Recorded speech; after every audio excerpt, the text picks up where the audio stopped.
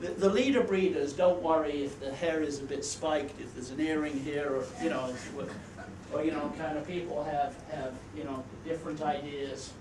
They will take a risk on people if they see some potential there, even if the fit isn't great. They'll work with people to develop them, even if they're high maintenance people. Second, they're constantly looking for talent inside and outside the company. They coach actively. They're involved personally as coaches of their talent. They mentor, so they give advice and help in terms of career development. They're always knowledgeable of the aspirations of their people. They work with them to help them, advise them on how they can achieve those aspirations. They give totally candid feedback on performance. Think of the professors that you knew when you were at university or at college. Were they the ones that gave you the easiest grade or the best grades? Were those the ones you liked? Were they the ones who joked around in class a lot and were affable and thing? Or were they the ones who pushed you and stretched you and gave you really good feedback? Okay, took the time to talk about the areas in which you could improve and work with.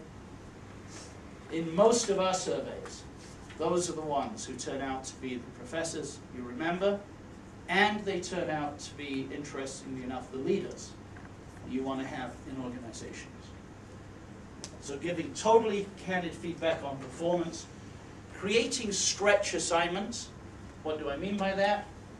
It's not putting somebody on a medieval torture instrument and stretching them. It's creating an assignment into which they will stretch. We should actually call it a reach assignment, not a stretch assignment. So they're people who will always encourage you to move outside your comfort zone, take on things that perhaps you don't know how to do.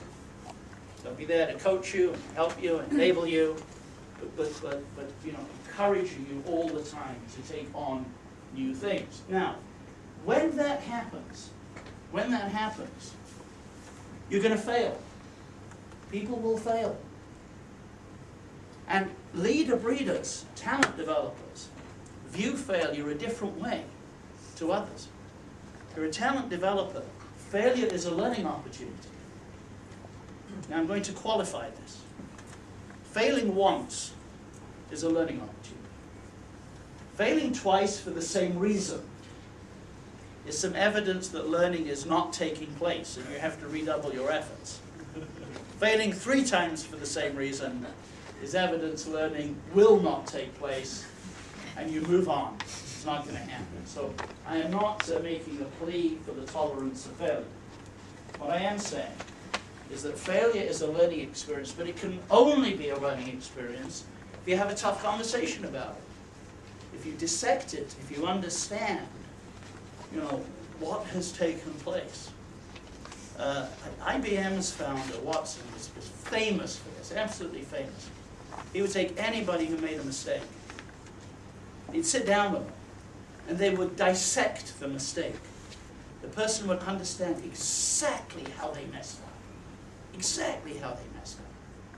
He did this once with a young vice president who committed a $5 million mistake that cost with the client. That was at a time when $5 million would have been worth probably $500 million today. It's a serious error. And at the end of that process, the salesman was almost crying. He'd gone through it, and then Watson said, "Okay, it's time to talk about your next assignment." And he said, "Assignment?" he said. And Watson said, "Yes, of course." He said, "What do you think was going to happen?" He says, "Well, I thought I was going to be fired." And Watson says, "Why would we fire you? We've just spent $5 million on your education."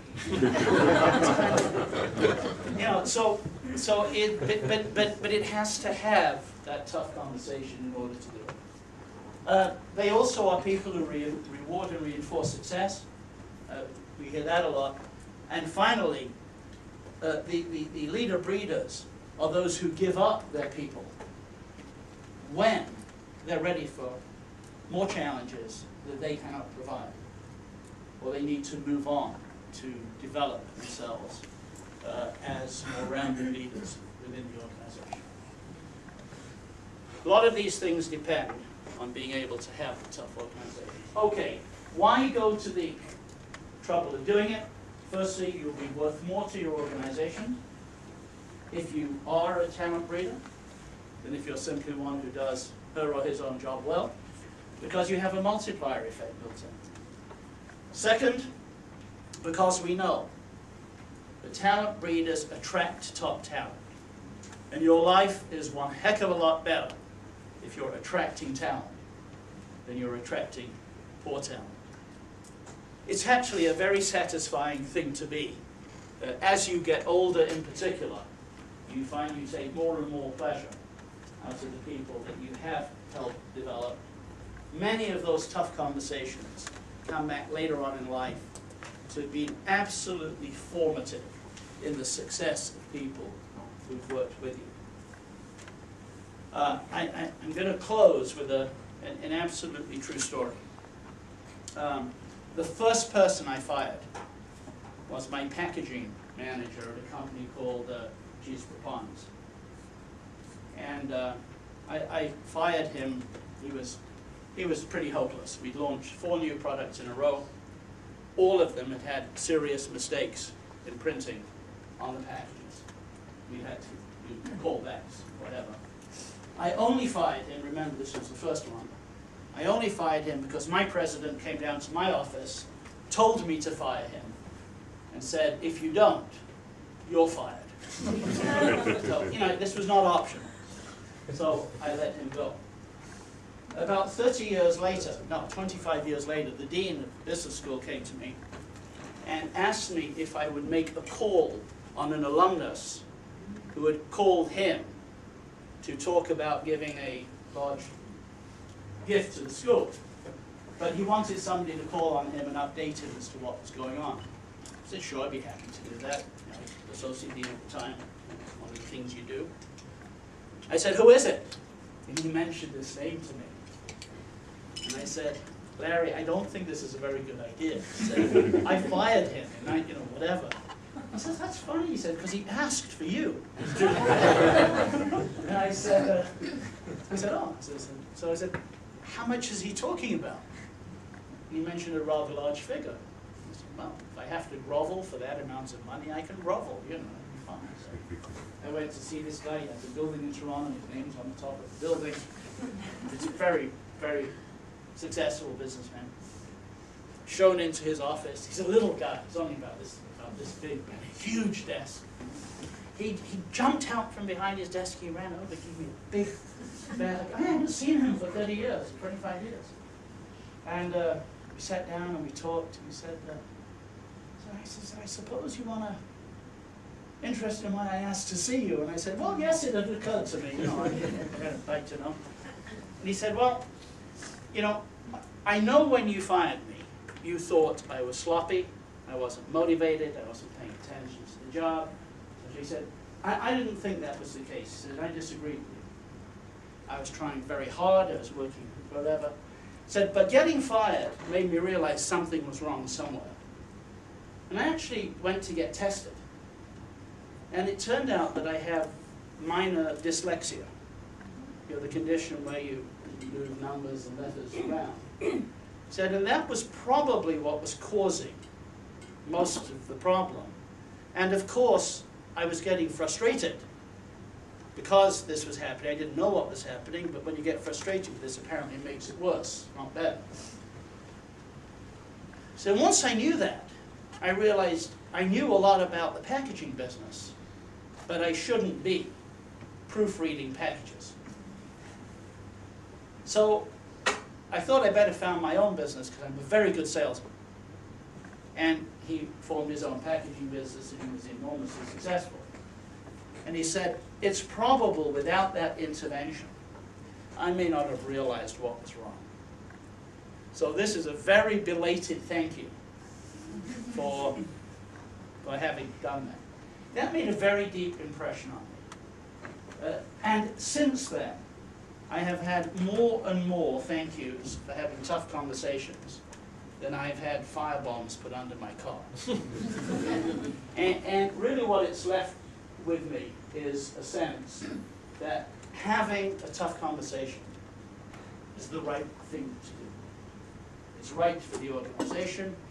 It's right for the person, because only if you have that tough conversation can you start to do something about it. So that's all that I want to say, and if we could, I know a number of you will have things that you need to get off and do. By all means, slip out if you'd like to. Otherwise, I'd be happy to handle any questions that you might have or any comments you might have. I did have a question with regard to how we do it. My job is as many people may well be, but very geographically dispersed. Yes. And I find it harder to do it over the phone than I would face to face. Oh, absolutely. How do you deal with that situation? Well, you're not going to like this answer. I read all these books and discussions about virtual leadership, leadership at a distance, and I don't believe it can be done. I believe that leadership is a labor-intensive activity. Okay? It's always been a labor-intensive activity and always will be. And people who think you can lead through webinars are just living in a different world than the one that I comprehend. Now, that doesn't mean that you can't do lots of good things in terms of communication at a distance. But the being close to your people on enough occasions to be able to give the feedback personally is, I believe, essential to do it. Now, the other thing that I thought you were going to ask me a question, so I'll preempt it, is when you work in a lot of different locations, you will work in a lot of different cultures. And there is no doubt in some cultures it's easier to have a tough conversation than in others. I think arguably China, and some parts of China even, are more difficult because the culture is more one of avoidance of conflict at all costs. It's what I call a false harmony. It's not true harmony. True harmony is where there is wonderful communication. It is so good. It is carried on extremely well. The instruments are all playing, but they're playing in tune. Therefore, you have harmony. Sometimes what gets confused with harmony is being asleep, okay? Or not addressing things, or conflict avoidance, which is not true harmony. It's a dysfunctional state of existence. But without any doubt, it is more difficult to raise issues, particularly issues involving interpersonal skills, in some cultures than in others. I don't know any solution to that except to come back again to this notion that if you can be constructive and collaborative, you can probably raise the tough issues in many organizations. And I think anybody who, like yourself, works in many different cultures has to use an incredible range of behaviors to be effective in doing that. I suspect you do. Yes? How can you institutionalize this? How can you, I guess it's a very difficult question, but how can you actually, what are some tangible things that you can implement? So, firstly, you can get it discussed at the very highest levels, and you can then actually consciously train people to be able to do it well. And my job is not to give a commercial, but the Ivey Business School will help you. That's what I spend a lot of my time doing. I just spent the last 3 days with a large company in Hong Kong, taking their senior executive and next level through precisely this kind of discussion and role play and whatever.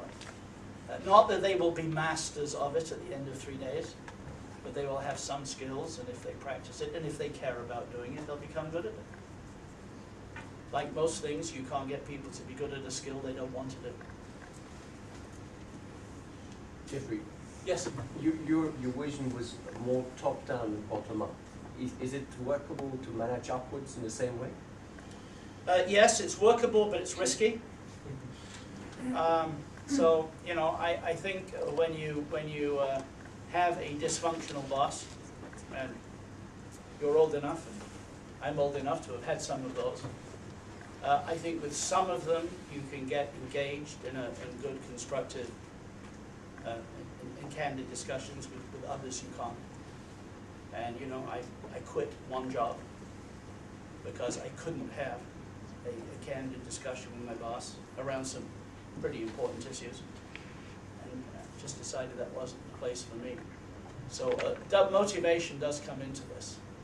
You know, when you're in the top-down position, there is usually a motivation by somebody there to listen, and you can start to work on it. Sometimes that doesn't occur.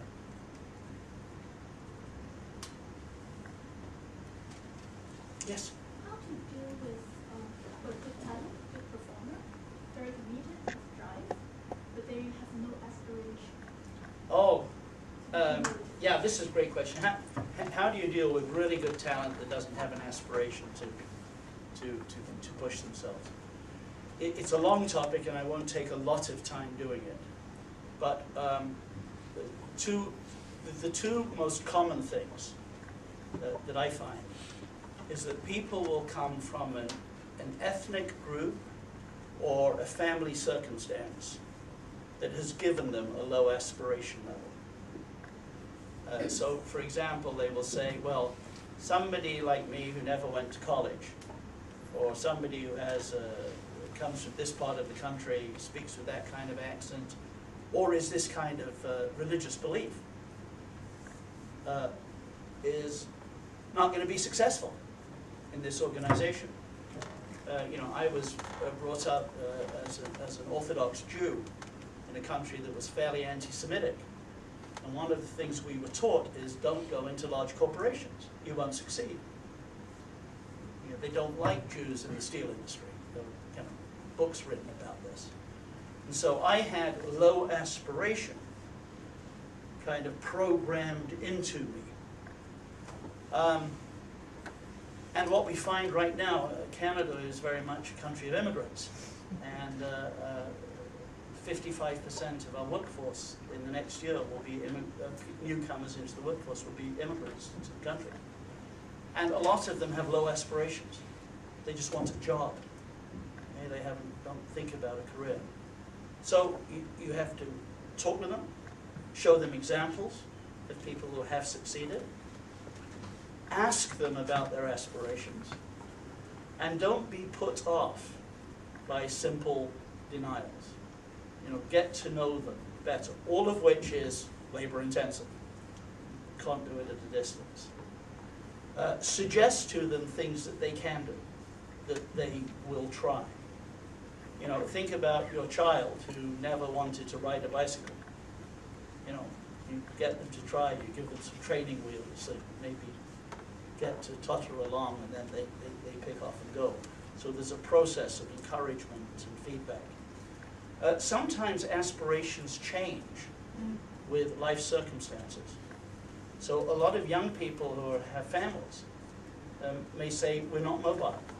I don't want to move. You know, I'm not. We work with one very large multinational based in Hong Kong. Most of their people work outside of Hong Kong. A lot of people don't want to leave Hong Kong. If you're a young executive in Hong Kong, this is a pretty good place to be. So they don't necessarily want to go. However, 10 years on, when their children are grown, in high school, maybe leaving, their aspiration may change. At that point in time, they may want to do other things. So you have to keep checking on aspirations in real time. Don't assume because they put down on their application form, not mobile, that necessarily is true today. But a huge amount of this is trying to understand what that aspiration is. I would have told you 30 years ago that women did not aspire to be executives. That was absolutely, it was true 30 years ago. They didn't. Or if they did, it was buried deep, deep, deep down. You know, way below being a mother and a wife, a mother, and having 2.2 kids and living out in the suburbs. But those aspirations were raised over a period of 20 years. I think for the sake of your other employers who may be having tough conversations with you if you're not at work, I should probably call it off there. Thank you for joining me. I'm delighted I stayed over the extra day. And good luck. Nice to meet you. Thank you.